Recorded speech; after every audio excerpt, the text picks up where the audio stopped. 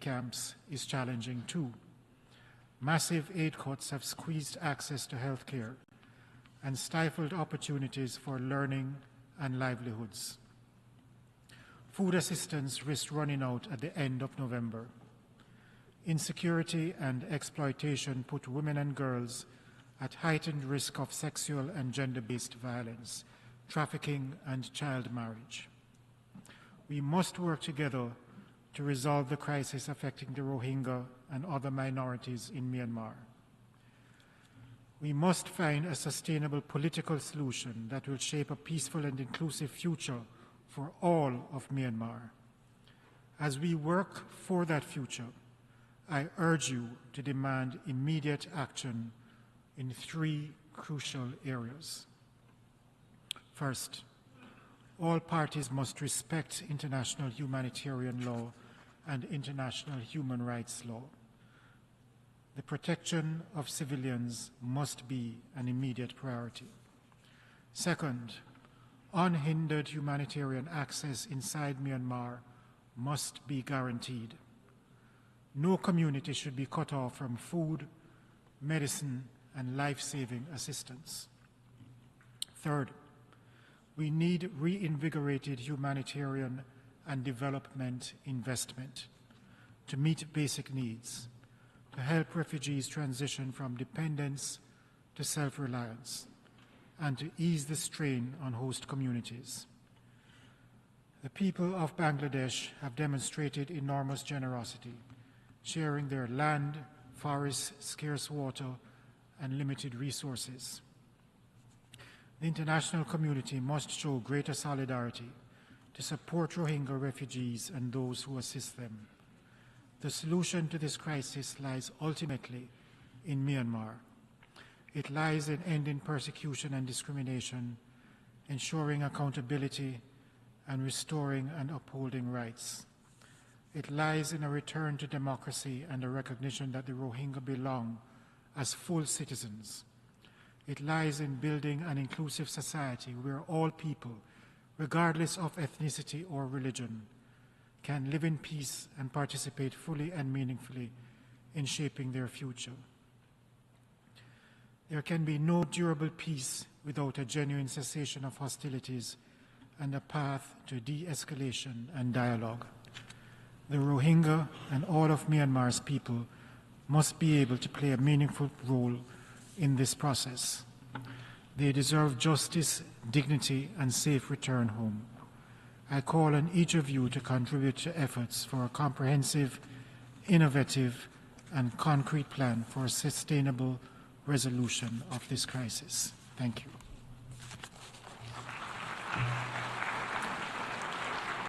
I thank the Chef de Cabinet of the Executive Office of the Secretary General. I give the floor to Ms. Y.Y. New, Founder and Executive Director of the Women's Peace Network in Myanmar.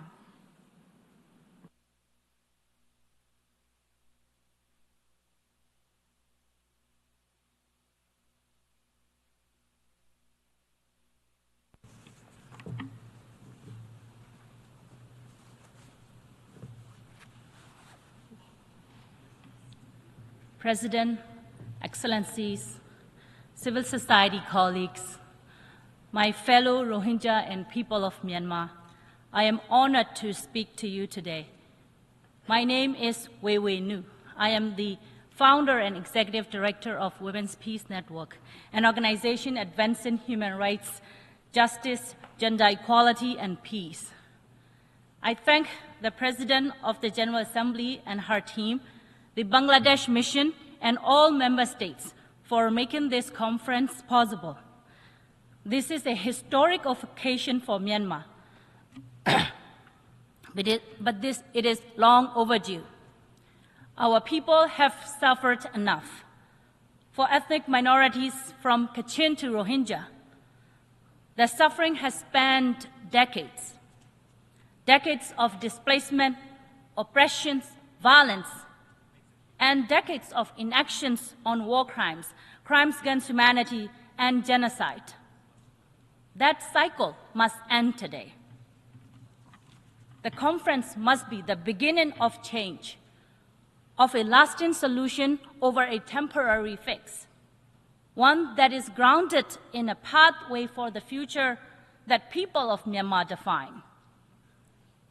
We cannot just walk away from today after a series of statements. Instead, we need a concrete follow-up mechanisms, one that ensures sustained monitoring of the result of today's conference, clear benchmarks, and above all, the meaningful inclusions of the community's voices in all decisions about their futures. And it must immediately end the ongoing killing fields in Myanmar. As I speak, the Burmese military junta is continuing to commit mass atrocities all across the country. Airstrikes are killing women and children, youth are being forcibly conscripted, political prisoners are tortured, women and girls and LGBTQI+ people are raped as weapons of war. In Rakhine State, after decades of genocide, the Rohingya are facing a total, complete destruction. The junta Bloc 8 recruits Rohingya as human shield and continues systematic persecution. The genocide did not end in 2017. It has worsened. Rohingya are now being targeted by Arakan Army, the AA. Over the past 2 years, the AA has seized control of much of Rakhine, including the north and Bangladesh border. Despite promises, its actions mirror the junta: massacre, arson, torture, forced recruitment, forced transfer of people, and sexual violence. It is now denying aid to the Rohingya and is systematically starving them to death by confining them and restricting their movement. In northern Rakhine State, there has been no UN or international aid for over a year. Like the military, the AA is denying its atrocities, even publicly bashing UN reports on Myanmar. And like the military, the AA is denying the Rohingyas' indigenous identity, calling the Rohingya everything but their name. Meanwhile, the violence is also affecting everyone in Rakhine State. The junta is still confining 120,000 Rohingya in internally displaced persons camps in Sittwe. There, the military continues to abuse and deny basic human necessity, forcing them to suicide or flee by boat. The military is also attacking areas with ethnic Rakhine, Kaman, Dainet, Mro, and other minorities. Just a couple of weeks ago, the military bombed a boarding school at night, killing dozens of Rakhine children and injuring many. No one is spared. It is also true that armed groups that are undemocratically claiming to represent the Rohingya have collaborated with the military. The AA has taken these as excuses to inflict collective punishment on Rohingya civilians. And when it suits its goal, like improving image before this conference, AA would orchestrate a media campaign to whitewash its actions to the international community. But let me emphasize, a photo or video of a smiling Rohingya should never, ever erase the destruction that has been caused to the Rohingya. What the AA is doing now is detrimental to the people of Arakan and their common future. All I and my community have wanted is to live in peace with our diverse neighbor in our homeland. So if the AA also genuinely seeks coexistence, it can use its newfound power to take measures that allow for safe and voluntary return of Rohingya and ability not just to live, but thrive with equal rights. If there is a will, there is a way. It can easily protect Rohingya, allow aid to enter, hold perpetrators of atrocities accountable, and creates conditions for genuine, peaceful coexistence. Unfortunately, we know by now that that will not happen anytime soon. And that genocide victims and survivors are, when the genocide victims and survivors are at risk of exterminations by the multiple actors, there is no time to waste. The international community must immediately intervene to exercise its responsibility to protect the remaining Rohingya. Cross-border aid or a humanitarian corridor must be established along the Myanmar-Bangladesh border so that the life of the starving civilians can be saved.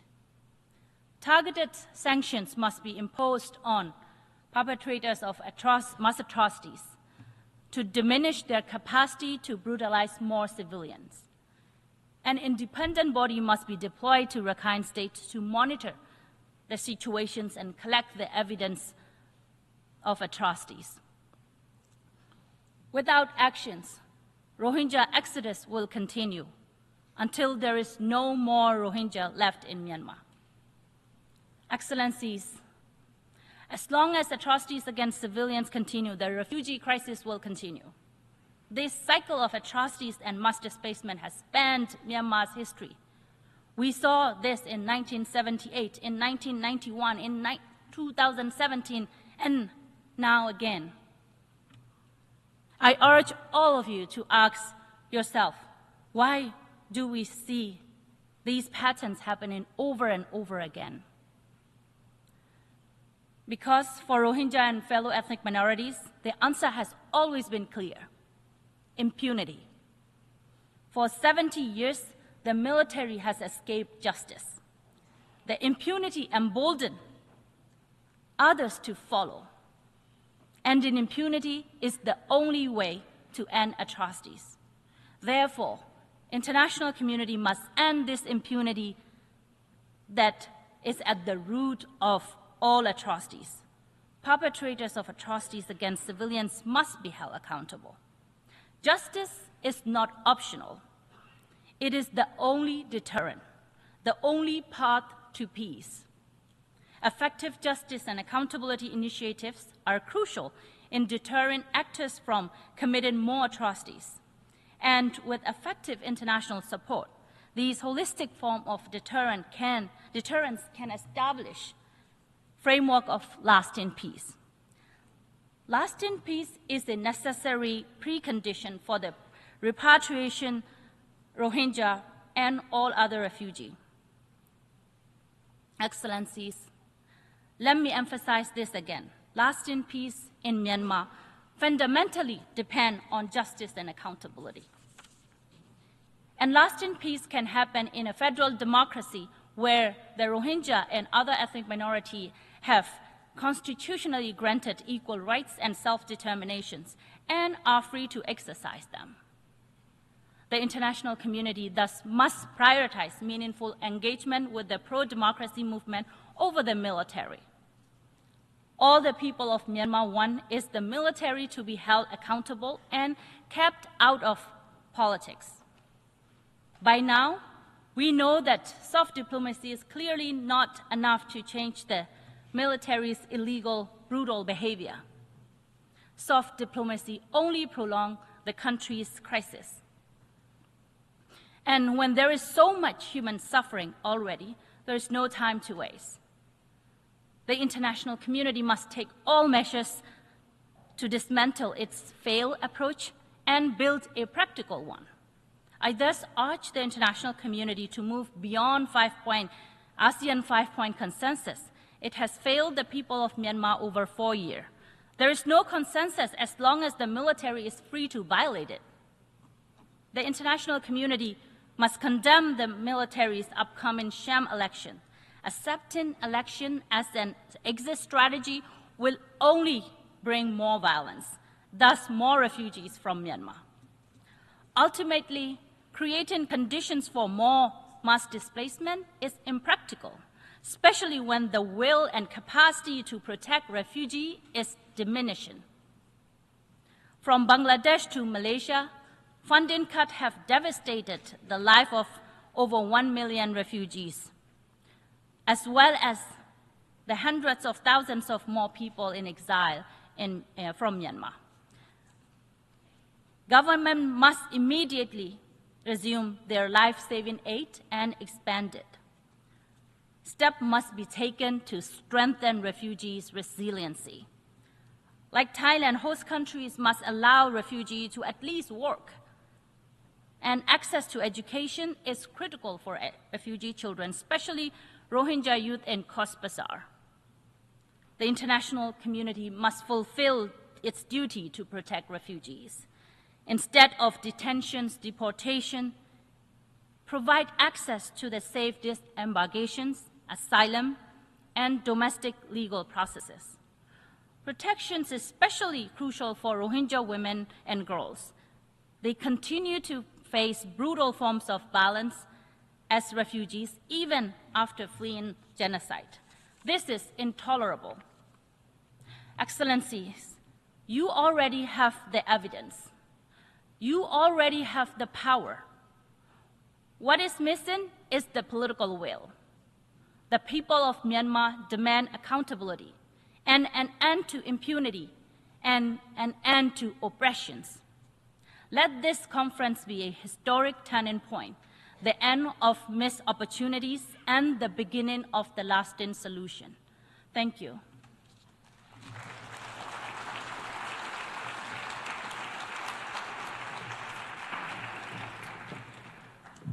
I thank Ms. New.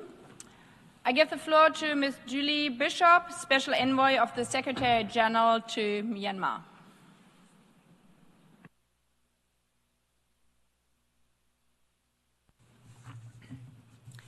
Madam President, Excellencies, this conference is focused on the situation of Rohingya Muslims and other minorities in Myanmar. However, a sustainable solution will require a settlement of the political crisis in Myanmar, fuelled by the military takeover in February 2021 and the armed conflict that has evolved across the country. The plight of the Rohingya and other minorities has persisted for decades, and now, through the bitter internal conflict, the broader population is also suffering the consequences of war, casualties, displacement, and growing humanitarian needs. Women and children are disproportionately affected. Myanmar's multifaceted crisis requires our immediate attention and urgent action. It is not easy to gain attention, and as the United Nations meeting of world leaders highlighted last week, there is a significant level of global turmoil and armed conflict. Yet people within Myanmar and along its borders are also suffering and are deserving of our support. The violence continues between the military and ethnic armed organisations and People's Defence Forces. There is no agreed ceasefire.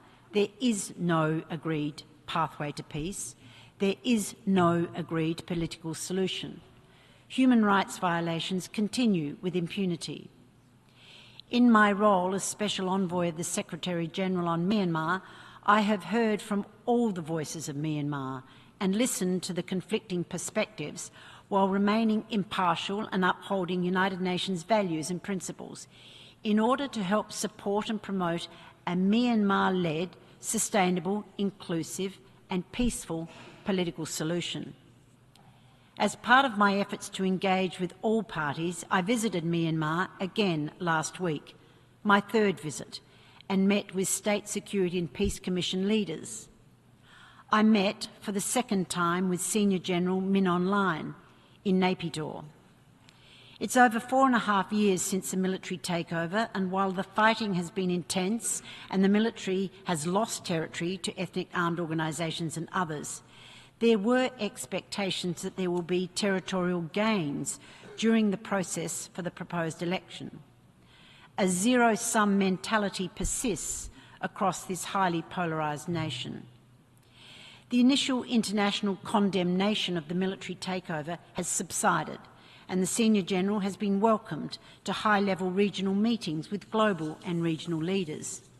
His visits include to the capitals of Security Council member states, and reference was made to instances of the lifting of sanctions. The SSPC, which replaced the State Administration Council, or SAC, after the expiration of the state of emergency on 31st of July, is preparing for elections to be held in 3 phases commencing on 28 December in 102 out of 330 townships, with tightened security measures introduced in anticipation of violent disruption of the election process. The Union Election Commission is preparing voter lists, party registration and candidate nominations. The SSPC is planning an event to commemorate the 10th anniversary of the nationwide ceasefire agreement. It is proposed to be a peace forum with invitations extended to supporters of the NCA and a range of stakeholders, including diplomats and other actors. I met with representatives of the National Unity Government this week, as well as a number of Rohingya groups and civil society organisations. I have regular conversations with ethnic armed organisations and other parties. There is significant risk that the election planned for December, under current circumstances, will increase resistance, protest and violence and further undermine the fragile state of this country. Views of ASEAN members range from strident opposition to the holding of elections under current circumstances, to resignation of the inevitable, to vocal support for elections as a potential circuit breaker. The National League for Democracy, whose leaders remain under detention along with other political prisoners, has reiterated that it does not recognise the SSPC's plan to hold polls in limited areas, calling the exercise a sham attempt to gain political legitimacy.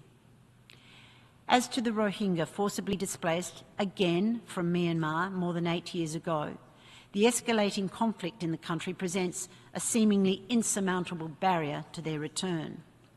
In my meetings with Rohingya, including over recent days with refugees living in Cox's Bazar, they have called for an end to violence by all sides and the beginning of a journey toward peace, self-reliance and the realisation of their rights.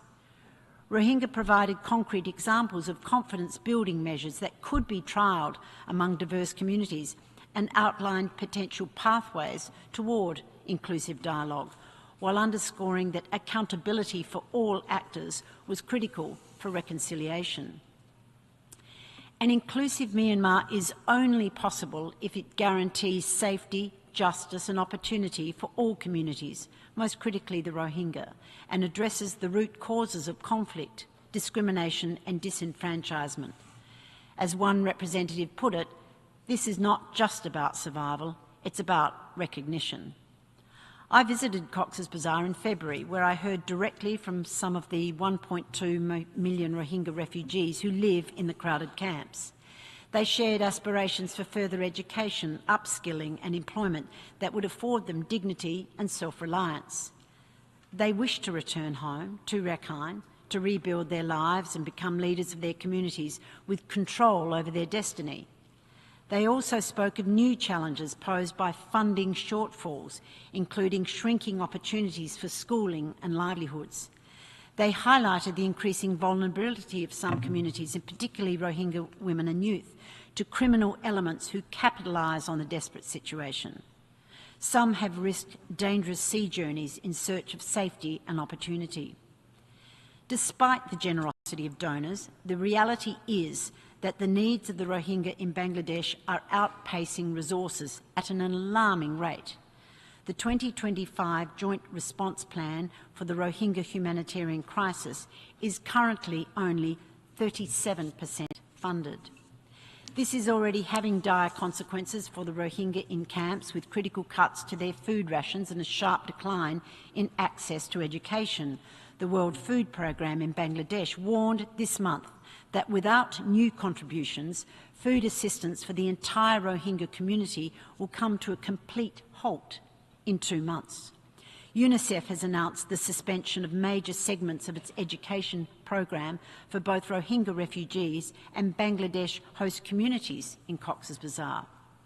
As the Secretary-General has highlighted, there is an urgent need for strengthened international solidarity and increased support in concert with efforts towards a comprehensive political solution that meaningfully includes the Rohingya. As Rohingya refugees continue to push for a return home, addressing root causes of the crisis and sustaining efforts that improve the well-being of all communities in Rakhine State is more critical than ever.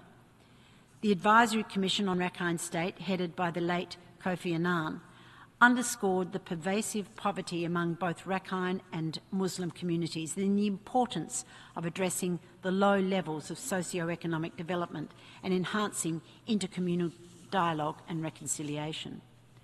Women, Rohingya, ethnic Rakhine, as well as other minorities in the state, have also reportedly faced increasing sexual and gender-based violence from a range of armed groups. The fear and trauma among survivors and their communities has been deep and persistent. Civilians have also been caught in an increasingly complex conflict involving the Myanmar military, the Arakan army and other armed groups, with some civilians, including children, subjected to forced recruitment and other abuses. In my engagement with all parties, I've underscored their responsibility to allow for unfettered access for the delivery of humanitarian assistance and other forms of essential services, adhere to international humanitarian law and civilian protection, and have called on them to prevent further incitement of communal tensions. I continue to call for an end to aerial bombardment targeting civilian infrastructure, while the military maintains a narrative that justifies the bombings as a necessary action against groups they label terrorists, with comparisons to other conflicts. I will continue working closely with ASEAN, its chair, Special Envoy and Member States. This partnership remains essential, particularly as the regional implications of the crisis continue to grow. If left to fester, more will fall prey to transnational criminal networks, cyber scamming and drugs in neighbouring countries and beyond.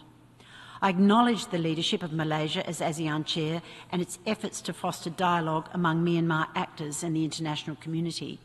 A coherent international approach must be grounded in a collective regional response. We must also strengthen regional protection efforts to provide access to conflict-affected communities and further support host countries. In addition to ASEAN, forging strong cooperation with other neighbouring countries will remain a priority. I continue to engage with the European Union, the Organisation of Islamic Cooperation and others who have the capacity to influence outcomes. These actors in particular have a stake in Myanmar's peace and are positioned to influence positive change. I specifically look to the global Muslim community to, at the very least, provide greater financial support to the plight of their Rohingya brothers and sisters. I thank Professor Muhammad Yunus, Chief Advisor of the Interim Government of Bangladesh, for his leadership and for his commitment to finding a lasting solution. And I thank Bangladesh and other host countries for continuing to bear the responsibility of sheltering over 1 million Rohingya refugees. People deserve to live with dignity while longer-term solutions are pursued that permit them to return home. An inclusive, peaceful, sustainable future for Myanmar must guarantee safety, accountability and equity for all communities, including Rohingya Muslims and other minorities, while tackling the root causes of conflict, discrimination and exclusion. We are yet to find the common ground or willingness to compromise that will bring the myriad parties to the negotiating table. Time is not on our side.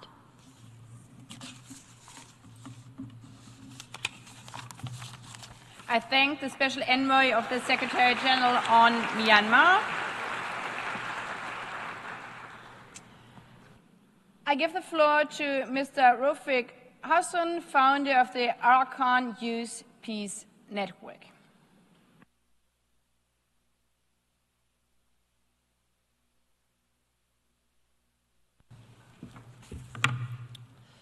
Madam President, Excellencies, distinguished delegates, Good morning, everyone.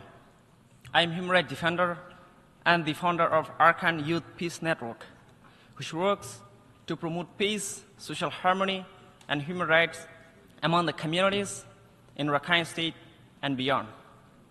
As a Rohingya, I have faced systematic discrimination, including being denied the right to study higher education in my country, Myanmar, including myself. The systematic architecture of genocide against Rohingya has shaped not only my personal life, but also my deep commitment to justice and my determination to advocate for the Rohingya and other marginalized communities. As part of my work, I have closely witnessed the devastating impact of conflict on the Rohingya and other population. Since coup in Myanmar 2021, 3.6 million people have been displaced, 1.5 million have fled as refugees, and 22 million people need urgent humanitarian aid across Myanmar. On top of these crises, the Rohingya are also victims of a systemic, decades-long genocide. The persecution, mass displacement, and destruction of my people predates the current conflict. But recent fightings and events have compounded and exacerbated our suffering. For example, around 200,000 Rohingya have been confined in detention camps since 2012 racial violence in situ Rakhine State. Their homes and lands have been confiscated, and they depend almost entirely on the international humanitarian aid. On 13th of November 2023, fighting broke out between Myanmar junta military and the Arkan army, which is predominantly a Rakhine Buddhist armed group fighting for greater autonomy. As a result, the junta blocked all humanitarian access and cut telecommunication, leaving the communities in a state of unimaginable suffering and facing starvation. In what World Food Programme has described as a full-blown disaster. As a witness to the 13th of November 2023 conflict, when I was in Myanmar, I saw the junta's forced conscription of 10 ages, men and elders from the Rohingya community in Rakhine State. After a mere 10 days of training, they were used as human shield in the battlefield, such as Military Operation Command 15, Butitong, 536, 537, 538, Light Infantry Division, Ratitang. In just 1 week, at least 400 Rohingya were killed. Hundreds of Rohingya have been forcibly conscripted by junta since 2023. The forced conscription continues in situ today. It is clear that this is a tactic used by junta to inflame tension and to incite conflict between Rakhine and Rohingya. Such device rules and tactics have been used by junta in past, for example, in inciting conflict in 2012. The junta has also escalated aerial bombardment across the country, including by using 500 palm bombs, causing rising civilian casualties. In Shokto, Rakhine State, at least 20 Rakhine students were recently killed by such bombing. Meanwhile, the Arkan army also forcibly conscripted Rohingya and have carried out arbitrary arrests, torture, massacre, and village burden. One of the gravest atrocities was Than Shau Keng Khonyasari massacre, in which over 600 Rohingya were killed. On 17 May 2024, after capturing the Butitong, Arkan army burned to ash the almost entire central Butitong, which is predominantly Rohingya area. 10 of thousands attempt to flee. Along the way, they were blocked, looted, beaten, or killed. Survivor describes sense of horror, civilians trapped inside the burning homes, and families separated. These atrocities forcibly displaced over 200,000 Rohingya in a single day, marking one of the darkest movements since genocidal campaign of 2017. On 5 August 2024, Anna River Bank drone attack killed more than 200 civilians, most of them women and children. The United Nations High Commission Office for Human Rights, Amnesty International, and the Independent Investigative Mechanism from Myanmar, Human Rights Watch 45 Right, affirmed that both Myanmar military and the Arakan army have committed and continue to commit crimes against humanity against Rohingya with complete impunity. In 2017, during Myanmar military's clearance operation, which quickly turned into a campaign of terror, killed thousands of Rohingya, burned down hundreds of villages, engaged in systematic sexual violence, and forced nearly 1 million Rohingya into neighboring country, Bangladesh. We hope that international pressure, international law would end the impunity, but our suffering continues. Today, once again, more than 150,000 Rohingya have been forcibly displaced into Bangladesh. Hundreds of thousands remain trapped inside the Rakhine state, facing ongoing genocidal conditions. Excellencies, despite these decades of persecution, our deepest wish as Rohingya is to live peacefully and securely, together with diverse community, including Rakhines and others, in our ancestral homeland, with safety and security. Yet, the past decade has shown that it's not possible for us without international support, without international pressure. The impunity goes on. Ending the crisis of insecurity for the Rohingya community is a task for this assembly and a task for the humanity itself. The Rohingya are on the brink. We can keep struggling and practicing resilience, but we can't survive in Myanmar without international protection. Repatriation will only be possible with genuine international protection. Without credible guarantees, justice, and security, any return would risk the repeating cycles of persecution and mass displacement. I therefore urgently call on all UN member states to establish a United Nations supervised safe zone for the Rohingya in northern Rakhine State, supported by ASEAN and other regional stakeholders to guarantee the protection of all civilians. To facilitate cross-border or humanitarian corridor from the ground of Bangladesh to ensure the sustained delivery of life-saving assistance. These are the obligations under the international law, under the Charter of the United Nations. The International Court of Justice has already ordered Myanmar to protect the Rohingya from the acts of genocide. This is now the responsibility of this assembly to ensure these orders are implemented. Excellencies, the time to act is now.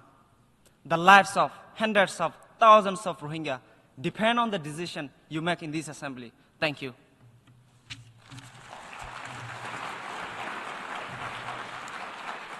I thank Mr. Husson. I give the floor to Mr. Filippo Grandi, United Nations High Commissioner for Refugees.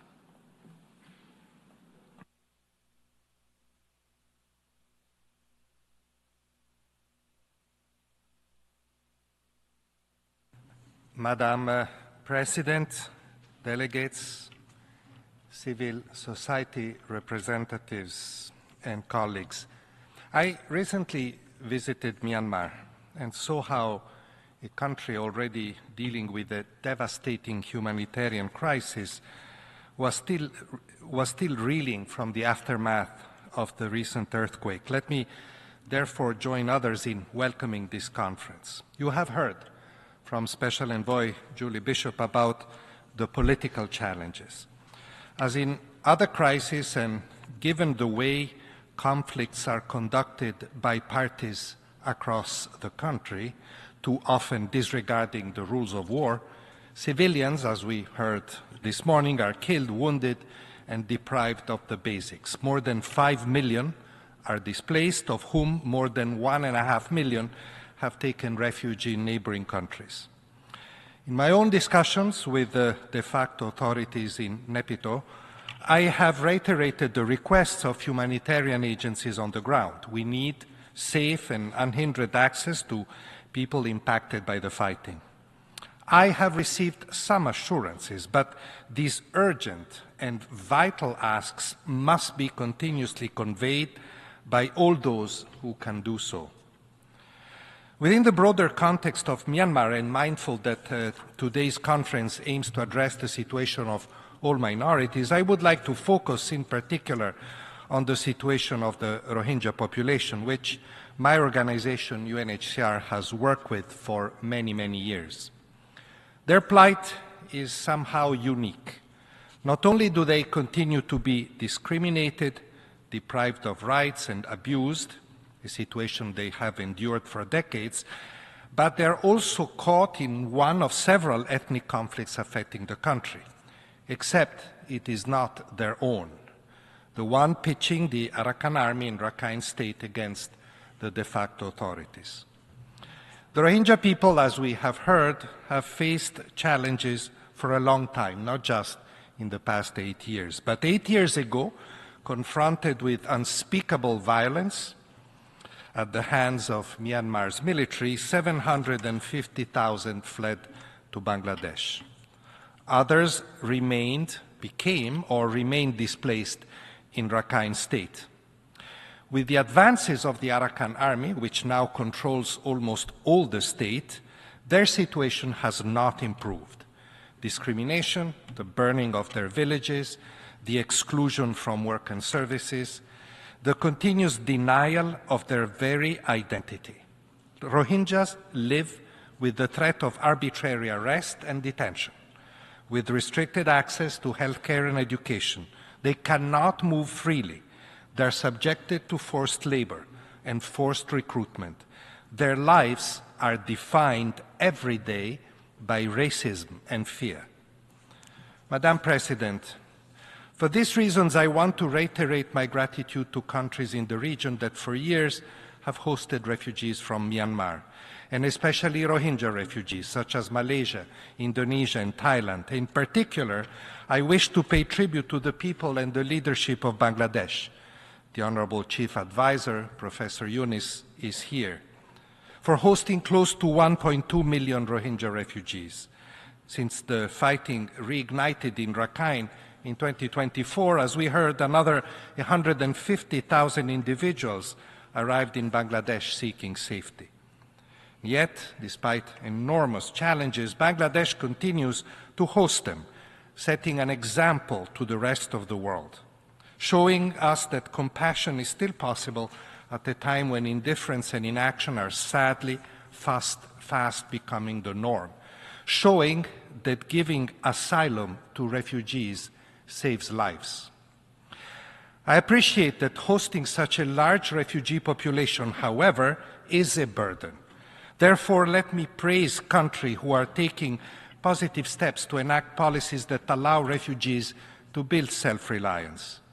International financial institutions, the World Bank, the Asian Development Bank in particular, have also played a critical role, providing over $1.25 billion to invest in programs aiming to strengthen both refugee and host community resilience.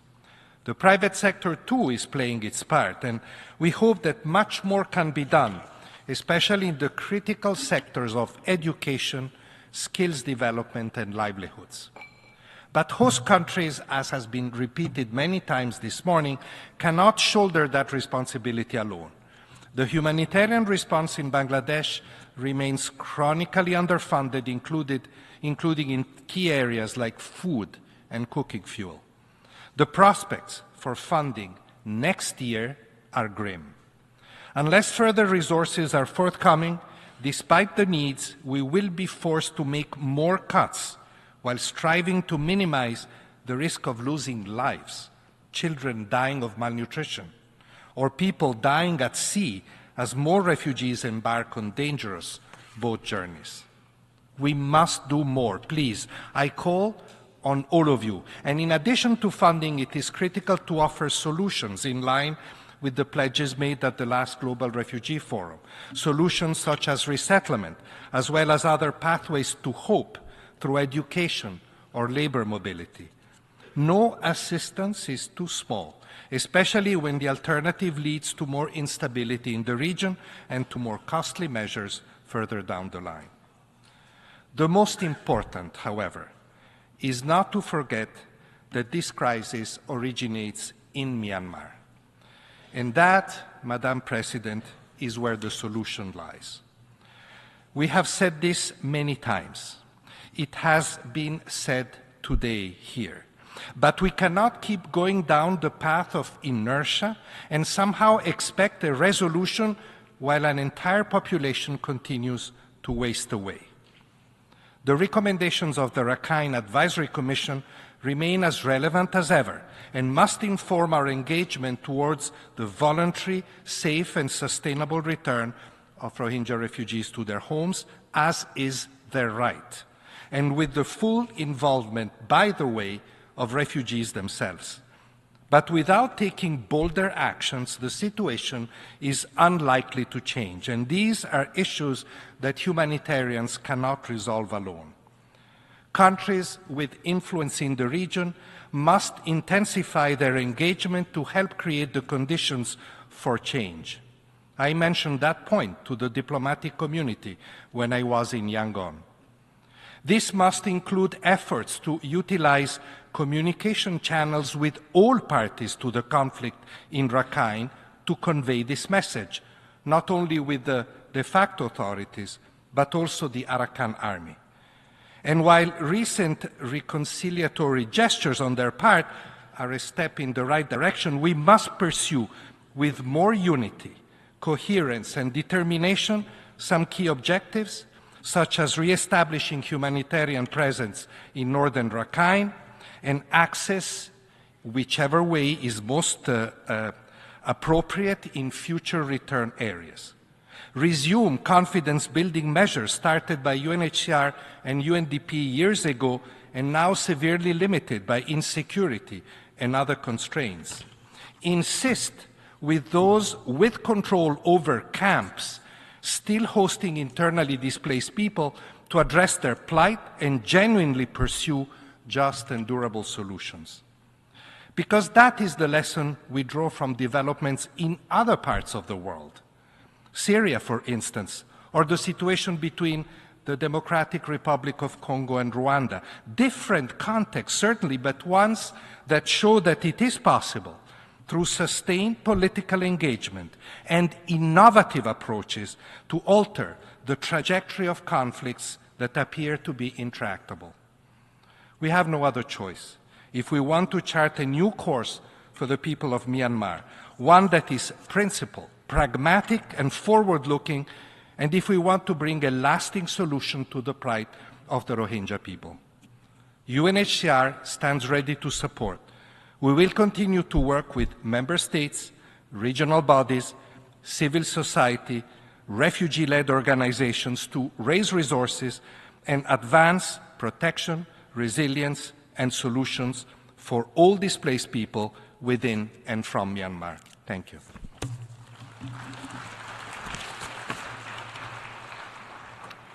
I thank the United Nations High Commissioner for Refugees. I give the floor to Ms. Lucky Karim, Executive Director of Refugee Women for Peace and Justice.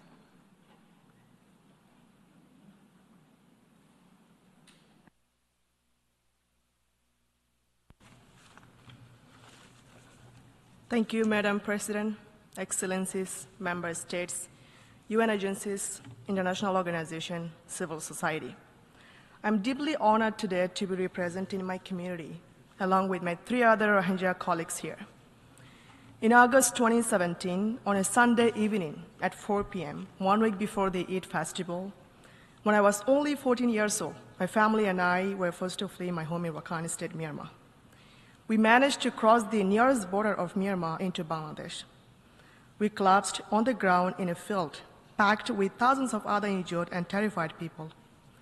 Within weeks, nearly 1 million people became refugees in the world's largest refugee camp in Cox's Bazar, Bangladesh. I lived there for 6 years, until December of 2022. The violence committed against us in 2017 was the culmination of a decades-long process of genocide, a process that continues to this day. Today, I want to discuss the condition faced by our people and share recommendations and requests I hear from my community. However, I also want us to recognize that there is a long road ahead. We know our goal to return to our homeland safely with rights. But how do we get there? We must carefully consider each step along that long road to fulfill our goal. We cannot shy away from asking hard questions about immediate, medium, and long-term needs. And we should be humble enough to recognize that we have not yet found the answers. But we, Rohingya ourselves, are best placed to find sustainable solutions for our future, with support from the international community. I first want to thank Bangladesh for initiating this conference. Every refugee is deeply grateful to the government of Bangladesh and its people for providing us with refuge. Thankfully, Rohingya voices were finally included in formal conversations about our own fate for the first time at a stakeholders dialogue in Cox's Bazar last month. The interim government has also shown openness to allowing greater self-resilience as we continue to shelter in the camps. But we have also suffered deeply in the dangerous and overcrowded camps because of restrictions on livelihood opportunities. We're largely dependent on food rations provided by the UN. A lost generations of Rohingya, people just like myself, have had zero formal education in the last 8 years. Our bamboo and trampoline shelters are in disrepair. Health services are barely enough to address the primary needs, though security has improved this year. Safety remains a major concern after forcibly recruiting hundreds of young people to support the military's fight against the Arkan army last year. The armed groups remain powerful in the camps, committing abductions, extortion, and satisfying Rohingya civil society. These conditions and conditions in Rakhine State have forced thousands of women and children to risk their lives by fleeing to neighboring countries like India, Indonesia, Malaysia, and Thailand. In the hopes of better life, many died en route, while others faced arrests or pushbacks. Those lucky enough to arrive at their destination are not welcomed or recognized as refugees. And this was the situation even before massive decreases in humanitarian assistance. And tens of thousands more Rohingya people fled Rakhine State since the beginning of last year, bringing the camp population to 1.3 million people, more than half women and children. Earlier this year, I became the first resettled Rohingya to return back to the refugee camps in Bangladesh, and I returned again last month. The community members I met shared with me how aid cards are impacting them. Healthcare facilities have closed. Recent arrivals from Rakhine State must take shelters in families already cramped homes, and Rohingya volunteers have lost their jobs and the stipends that help them to meet their basic needs. Excellencies, almost the entire Rakhine State is now under control of the Arkan army. As my colleague Wewenu has already described the ongoing abuses and security crisis faced by the Rohingya there, and humanitarian crisis is extremely dire. But the military's genocide against us has been systematic for decades. It is a process. Rohingya have been refugees to Bangladesh numerous times, even before 2017, and we keep going back and forth to Myanmar. And it has been never sustainable. A sustainable solution must be found within Rakhine State and within Myanmar. Excellencies, all of the refugees I spoke with on my recent trips to Bangladesh had a lot of questions about their lives. What might their future look like? When they can go back home? And it broke my heart to say goodbye without a clear answer. We know the ultimate solution to the Rohingya crisis. We need voluntarily safe and dignified repatriation to our homes in Myanmar. But how do we get there? I do not have all the answers, but I do want to pose some additional questions. How do we prepare for repatriation when people in Rakhine State are starving, suffering from the impacts of conflict, and still trying to flee? How do we prepare for political solutions in Rakhine State if we do not have a counterpart willing to engage in conversations about our future? How do we prepare for peaceful coexistence with other communities in Rakhine State, given all of the trauma we have suffered? How can Rohingya build political power without a strong representative civil society when we have little authority to make decisions? And when most in Myanmar view our suffering as an afterthought amidst ongoing conflict across the country? How do we do any of these things if we do not have food to eat or shelters over our heads. Excellencies, amidst many competing crises, we are concerned that our plight will fall by the wayside. But based on what I have heard from Rohingya in Rakhine, recently arrived from Myanmar in the camps in Bangladesh, from diaspora, and from my own lived experience, the Rohingya community would like to play a leadership role in finding a solution for ourselves. We would like friends in the international community to play a supporting role for the more than 1 million refugees in the camps in Bangladesh.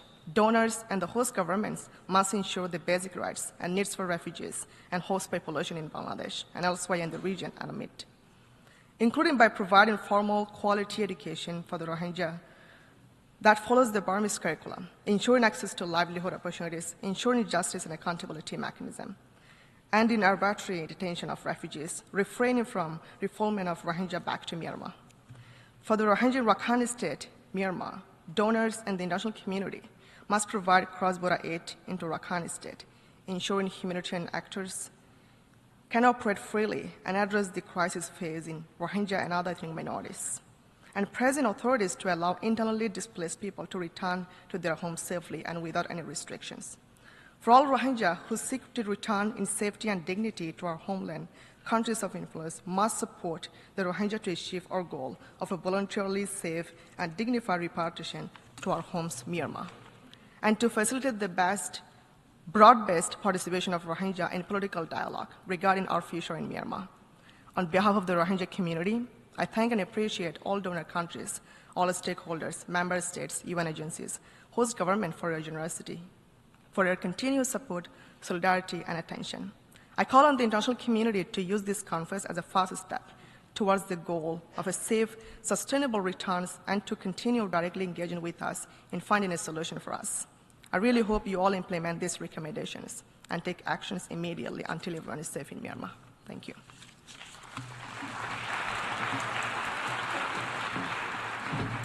I thank the Executive Director of Refugee Women for Peace and Justice. I give the floor to Mr. Volker Türk, High Commissioner for Human Rights.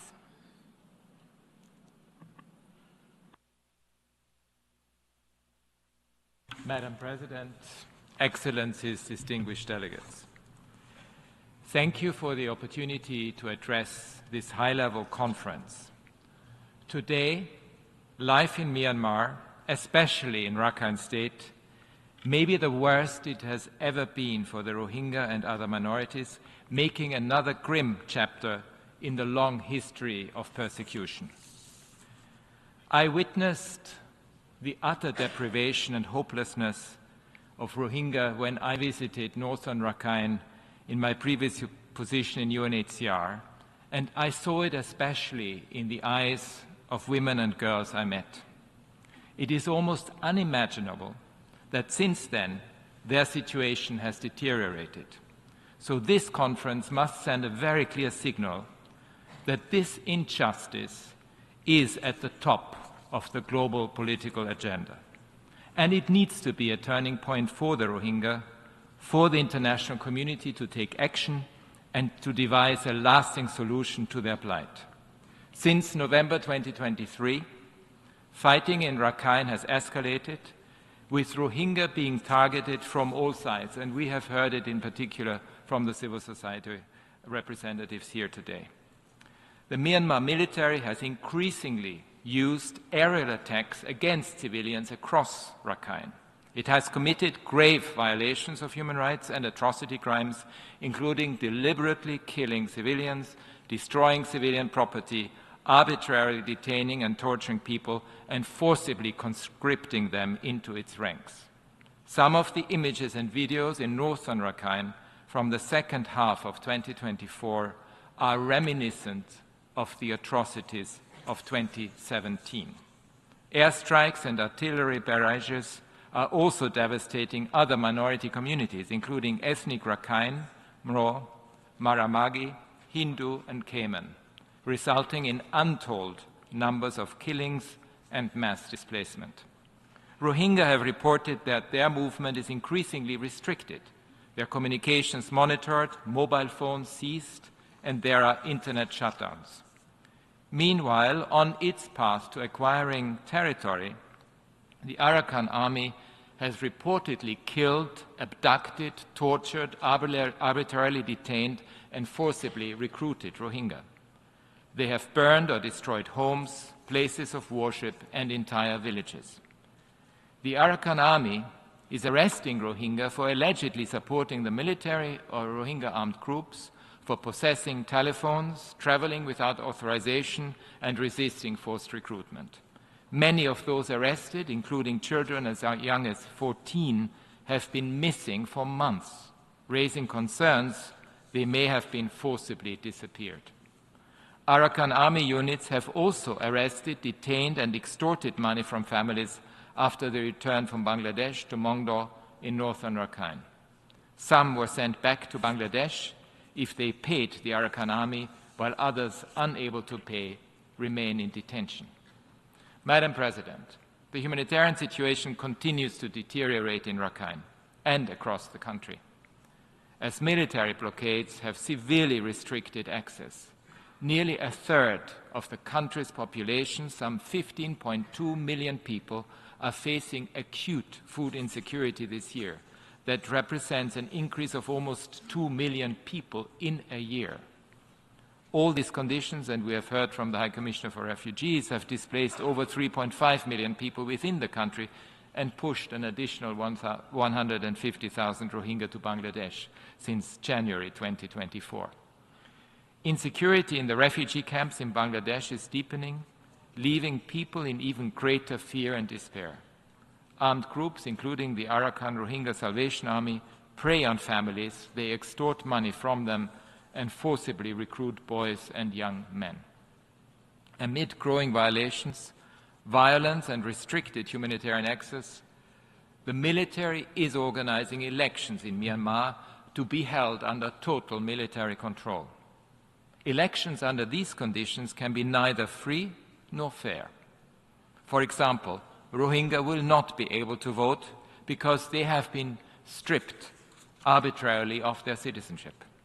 Ethnic Rakhine parties have been disqualified from running. Frankly, how can such elections be supported? They neither reflect the legitimate aspirations of the Myanmar people nor create a foundation for lasting peace. In fact, the danger is even more violence. The way out of this crisis is through de-escalation, protection of civilians, dialogue, humanitarian access, not elections. Madam President, the situation is clearly not conducive for the voluntary, safe and sustainable return of Rohingya. As long as violence and discrimination against the Rohingya and other minorities persist, this will continue to be the case. I see 5 areas requiring urgent attention. First, the violence must end. The military must implement Security Council Resolution 2669, which demands an immediate end to the violence, urges the release of arbitrarily detained people, and calls for constructive dialogue, reconciliation, and respect for human rights. All parties need to allow unhindered humanitarian relief to civilians in need and to lift all restrictions. States with influence over the parties need to press for a ceasefire and recommit to peacebuilding. Peace efforts need to address the root causes of this conflict, including the persecution of the Rohingya and other minorities that has entrenched divisions and fueled conflict for decades across Myanmar. They also need to pursue accountability for the horrific crimes that have been committed. States need urgently to stop the flow of arms into Myanmar, including jet fuel and dual-use goods.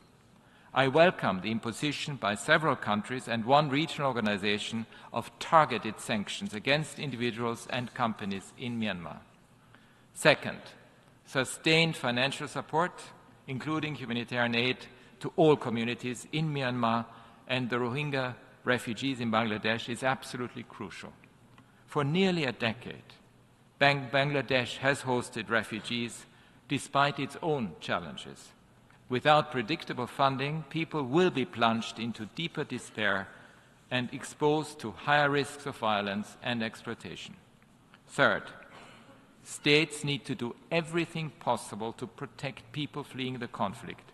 This includes, importantly, full respect for the fundamental principle of non-refoulement, including at the border, as well as search and rescue operations at sea.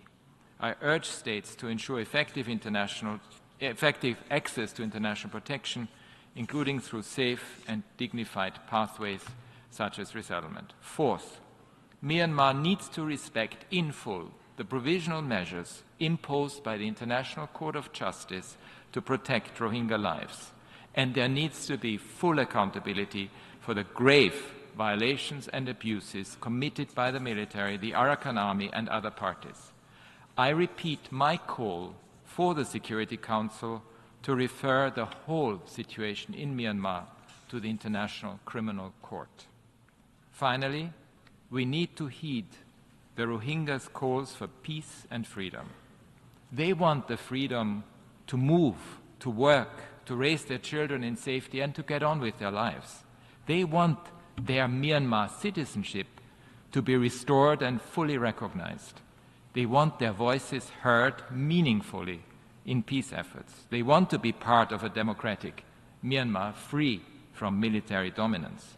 And those displaced within Myanmar and across borders want to return home in safety and dignity when the conditions are ripe.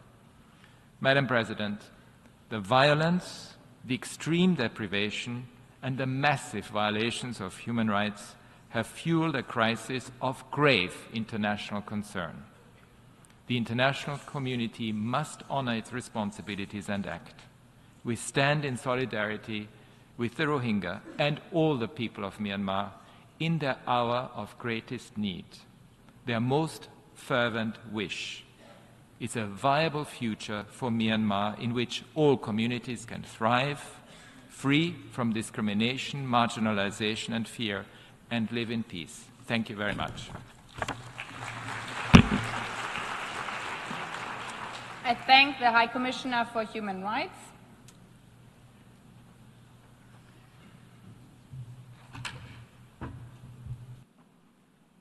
I give the floor to Mr. Maung Sayedala, founder of the Rohingya Students Network. Bismillahirrahmanirrahim.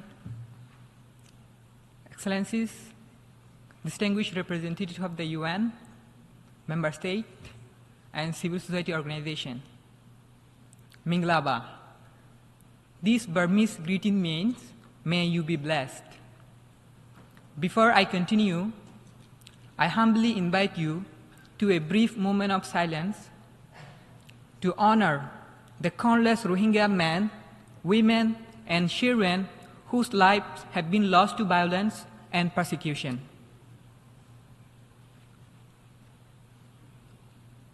Thank you. Today, my first message is for those watching me in my country, Myanmar. Dear brothers and sisters, you are not forgotten. You might feel the world does not see your suffering. Rohingya see you. Rohingya feel your pain. Our hearts cry to see the brutality of military you face every day in Rakhine, Shang, Shin, Kachin, Kayin, Mung, Wa, and all around Myanmar. Rohingya have been fighting the military brutality for decades.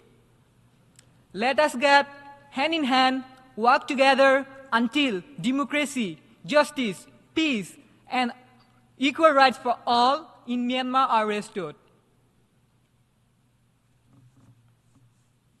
Now, this message is for the UN and the world leaders. It has already been more than 8 years since the Rohingya genocide was exposed. Where is justice for Rohingya? Where? The remaining Rohingya in Arakan, Rakhine State in Myanmar continue to face the deadliest attack. But this time, at the hand of Rakhine rebel group Arakan Army, which is even more worse than the atrocities committed by the military junta.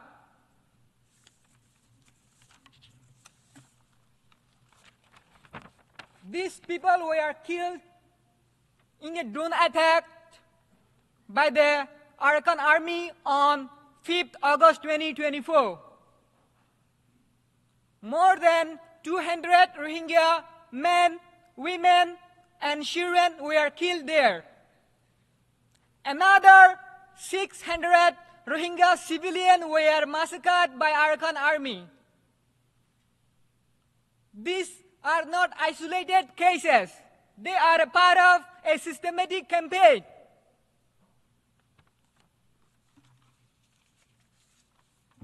Why is there no prevention to these inhuman atrocities committed by the Arakan Army? We see there are some lobbies and there are some people who promote the solution of Rohingya as legitimizing Arakan Army. They must feel ashamed